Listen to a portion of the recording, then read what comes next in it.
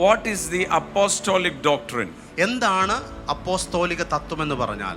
In the book of Hebrews chapter 2, എബ്രായർക്ക് എഴുതിയ ലേഖനം 2-ാം അധ്യായം, the Bible says വചനം പറയുന്നു, that what the Lord Jesus began to speak and was established by signs, wonders, miracles and the gift of the Holy Spirit.